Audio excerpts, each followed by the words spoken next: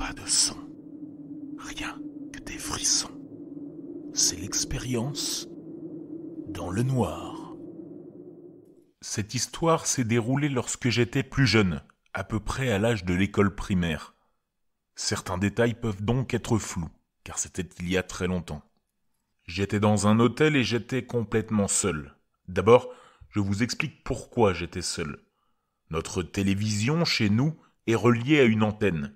Donc, les chaînes que nous recevions étaient répétitives et ennuyeuses.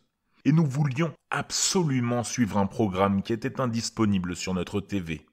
Pour résoudre ce problème, nous sommes allés dans un hôtel assez proche de chez nous. Malheureusement, ma mère est tombée malade, un jour ou deux avant. Elle n'a donc pas pu se joindre à nous. Nous avons également obtenu que notre chambre soit surclassée et dispose d'un balcon. C'est particulièrement important comme détail, car si la chambre n'avait pas été surclassée, je ne pense pas que cela soit arrivé. Cela s'est produit le jour de notre départ, donc le jour de Thanksgiving. Nous avions prévu de sortir la nuit précédente, de nous réveiller et de regarder le programme le matin, puis de rentrer chez nous le soir. Il était environ 8 heures du matin quand le reste de ma famille, excepté ma mère, est sorti pour faire une course. Moi, étant paresseuse le matin et ne voulant pas me préparer tout de suite, j'ai choisi de rester dans la chambre d'hôtel. Avant de partir, mon père m'a dit de fermer la porte à double tour et de toujours vérifier le Judas, au cas où quelqu'un d'étrange se présenterait. On a même fait une simulation avant de partir. Par une étrange ironie du sort, moins de 5 minutes après leur départ, quelqu'un a commencé à frapper à la porte.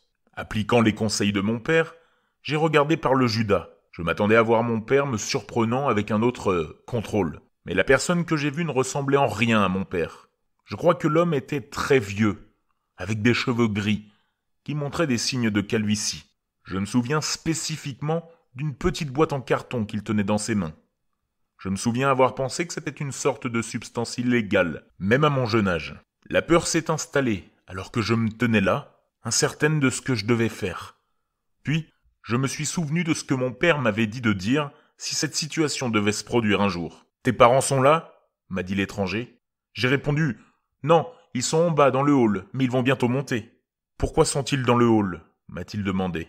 À ce moment-là, je ne savais pas quoi dire. Mon père avait dit de leur parler s'il s'agissait d'un membre de l'hôtel. Mais je me suis reculé, loin derrière la porte. Avec le recul, je suis sûr que cet étranger avait entendu la simulation qu'on avait faite avec mon père. Sa chambre était à côté de la nôtre. J'ai fini par lancer un FaceTime avec ma mère. J'avais un iPad car je n'avais pas le droit d'avoir un téléphone à l'époque. Elle a contacté le reste de ma famille et m'a dit d'appeler le personnel de l'hôtel. J'ai essayé de les appeler mais ils n'ont pas décroché.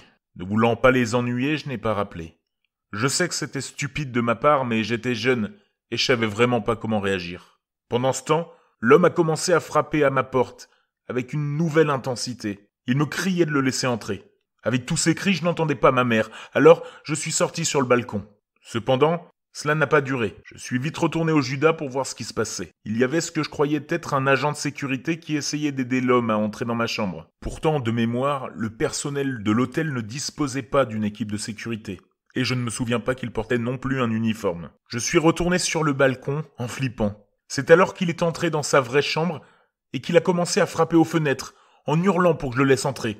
Terrifié, j'ai couru dans la salle de bain et fermé la porte à clé. C'est là que mon père m'a trouvé. L'excuse de l'homme était que son fils, d'environ 15-16 ans, ainsi que sa petite amie, étaient censés être dans notre chambre.